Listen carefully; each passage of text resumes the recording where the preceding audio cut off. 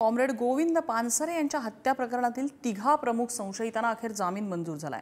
पोलिसांनी या बहुचर्चित प्रकरणात एकूण 12 आरोपींना अटक केली होती। यापैकी 9 आरोपींना यापूर्वीच जामीन मंजूर करण्यात आला होता।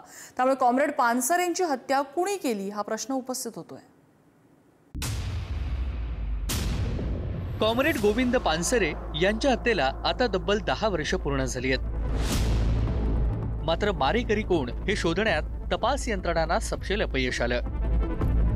या प्रकरणी 12 जणांना अटक करण्यात आली होती आणि त्यातील 9 जणांना यापूर्वी जामीन मंजूर झाला। आता उर्वरित तिघांनाही जामीन मिळालाय। संशयित यांच्या विरोधात तपास कोणतेही ठोस पुरावे सादर करू न शकल्यानं सर्व संशयित जामिनावर सुटले। कॉम्रेड गोविंद पानसरे हत्या प्रकरण आणि संपूर्ण घटनाक्रम कसा आहे तो आपण पाहूयात। तारीख 16 फेब्रुवारी 2015 मॉर्निंग वॉक करून परतताना अज्ञातांनी कॉम्रेड गोविंद पानसरे आणि त्यांच्या पत्नी उमा यांच्यावर गोळीबार केला।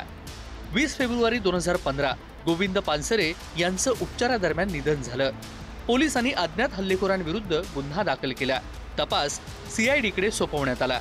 तपास यंत्रणांना डॉक्टर नरेंद्र दाभोलकर आणि गोविंद पानसरे यांच्या हत्यांमध्ये साम्य आढळलं। दोन्ही प्रकरणांमध्ये वापरलेली शस्त्र आणि गोळीबाराची पद्धत एकसारखी असल्याचं समोर आलं। अटक झालेले संशयित कोण ते आपण पाहूयात।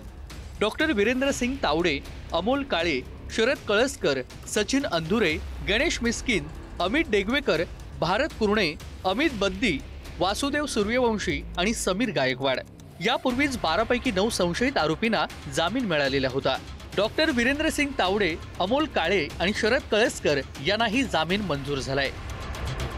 एक या केसमधले आरोपी अमोल काळे आणि शरद कळसकर या दोघांच्याही अटका साधारण 2018-19 मधल्या, म्हणजे 7 वर्ष झाली तरी केस संपलेली नाही आणि जामीन मिळत नाही। एकूण पोलिसांचं ची चार्जशीट बघितली तर 3 वेगवेगळी मॉडेल्स आहेत। पहिलं मॉडेल ते म्हणतात हे 2 आरोपी समीर गायकवाड आणखीन एक, मग दुसरं म्हणतात सारंग अकोलकर आणखीन एक, आणि मग म्हणतात सागर लाखे त्यांचा जो स्टार विटनेस आहे तो सांगतो ते अजूनच तिसरे आहेत। म्हणजे नक्की कोण हे त्यांनाच कन्फ्युजन आहे।